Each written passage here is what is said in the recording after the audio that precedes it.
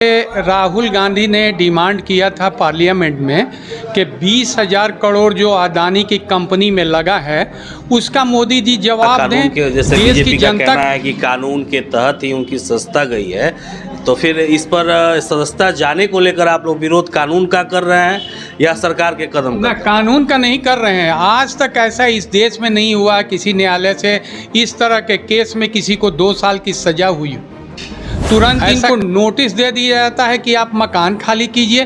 क्यों भाई, बहुत सारे लोग हैं। आडवाणी जी भी आज तक सरकार के मकान में हैं।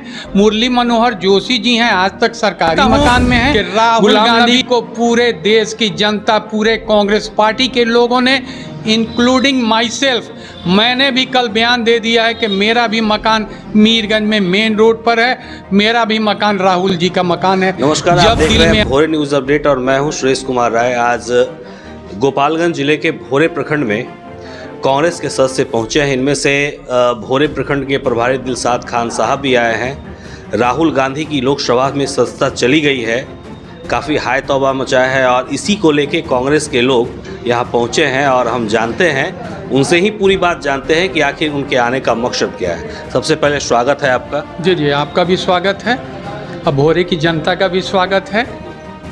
आपके चूँकि आप लोगों के आने का यहाँ मकसद क्या है? मकसद ये है कि राहुल गांधी ने डिमांड किया था पार्लियामेंट में कि 20,000 करोड़ जो अदानी की कंपनी में लगा है उसका मोदी जी जवाब दें। देश की जनता को बताएं कि वो पैसा कहाँ से आया है। उनके आवाज़ को दबाने के लिए उन पर तरह तरह के एलिगेशन लगा करके कोर्ट में जो मामला दबा हुआ था, स्टे लिया हुआ था पार्टी, उसको फिर रीओपन करा करके और उसको जो है जजमेंट वो जज ने दे दिया कि आपकी सदस्यता चली गई, 2 साल का उनको सज़ा हो गया।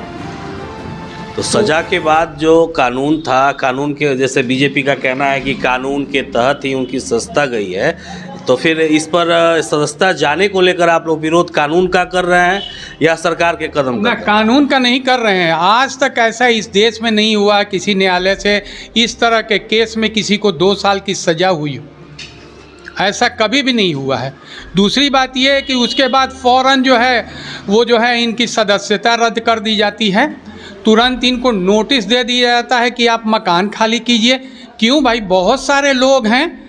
आडवाणी जी भी आज तक सरकार के मकान में हैं। मुरली मनोहर जोशी जी हैं, आज तक सरकारी मकान में हैं।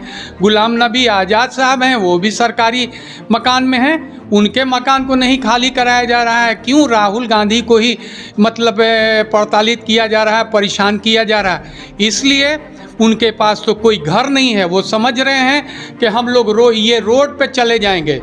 तो मैं सारी जनता को बताना चाहता हूं कि राहुल गांधी को पूरे देश की जनता, पूरे कांग्रेस पार्टी के लोगों ने, इंक्लूडिंग माई सेल्फ, मैंने भी कल बयान दे दिया है कि मेरा भी मकान मीरगंज में मेन रोड पर है, मेरा भी मकान राहुल जी का मकान है।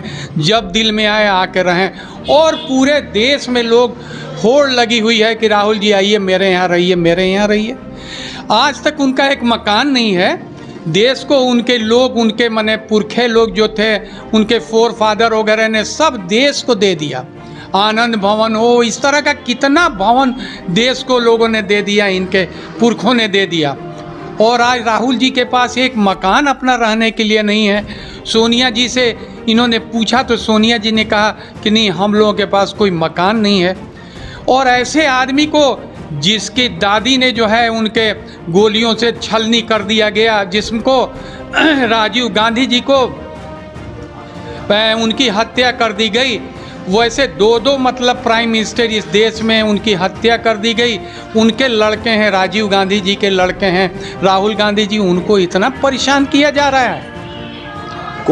कोर्ट ने जो फैसला दिया 2 साल की सज़ा हुई, तो आप कोर्ट के फैसले को चुनौती दे रहे हैं क्या? मतलब कोर्ट के फैसले को नहीं मान रहे? हम लोग नहीं, कोर्ट के फैसला को क्या नहीं मानेंगे, मगर ऐसा आज तक हुआ नहीं है। इतना क्विक डिसीजन नहीं होता है, उसमें प्रेसिडेंट से परमिशन लेना पड़ता है। विदाउट परमिशन आपने इतना डिसीजन जल्दी काहे दे दिया? और इतना भागम भाग क्यों लगा हुआ है भाई कि अभी सदस्यता रद्द नहीं हुई तब तक मकान खाली कीजिए, तब तक पार्लियामेंट से इनको आउट कर दिया गया। ऐसा कहीं होता है? अभी तो एक सांसद थे, उनको जो है वो बहाल हो गया, उनकी सदस्यता रद्द कर दिया था, वो बहाल कर दिया गया। कोर्ट ने, माननीय उच्च न्यायालय ने वो सदस्यता बहाल कर दिया। ऐसा नहीं होता है। मोदी जी के सिर्फ अदानी ही दोस्त क्यों हैं?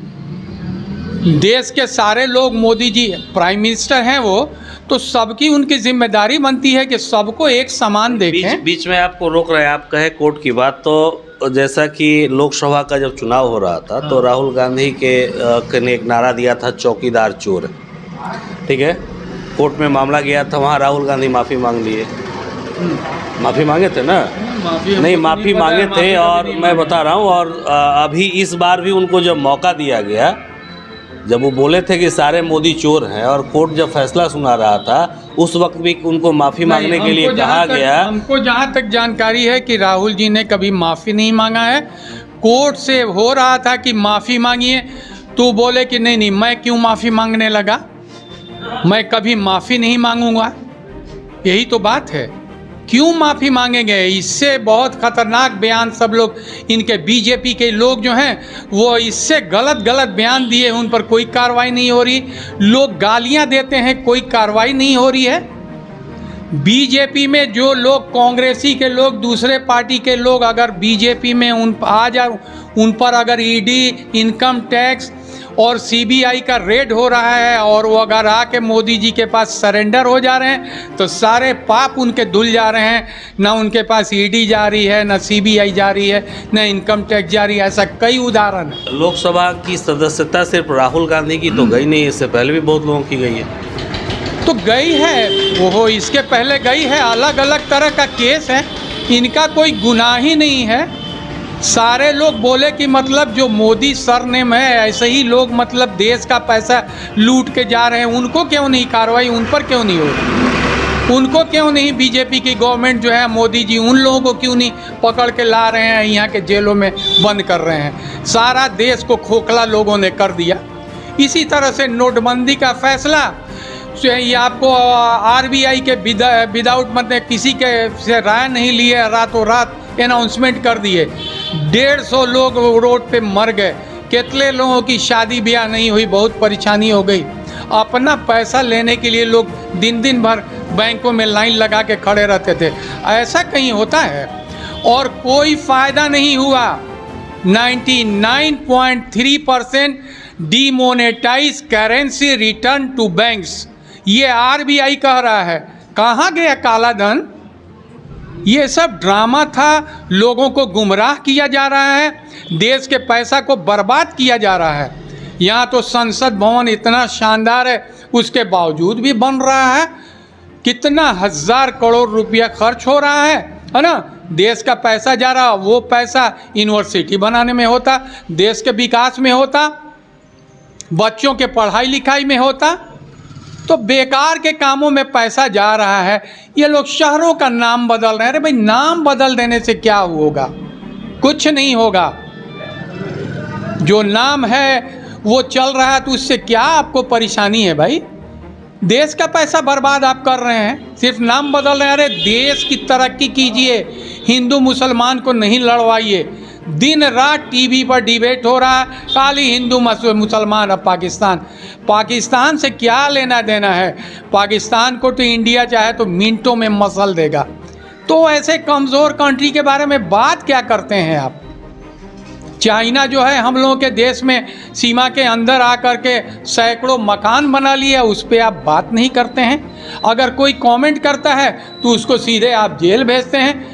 आवाज़ आप किसी की नहीं बंद कर सकते हैं। संविधान ने इतना अख्तियार दिया है कि आप किसी की आवाज़ को नहीं दबा सकते हैं। यहाँ डेमोक्रेसी है, किंगशिप नहीं है कि बादशाह सलामत जो आदेश दे दिए, फांसी पे सूली पर चढ़ा दो तो सूली पर चढ़ गए। ऐसा नहीं है हमारे देश में। अच्छा, राहुल गांधी की जो पदयात्रा हुई, आपको लगता है क्या कि ये जो जितना घटनाक्रम हुआ, कहीं सरकार उससे घबरा के तो नहीं कर रही?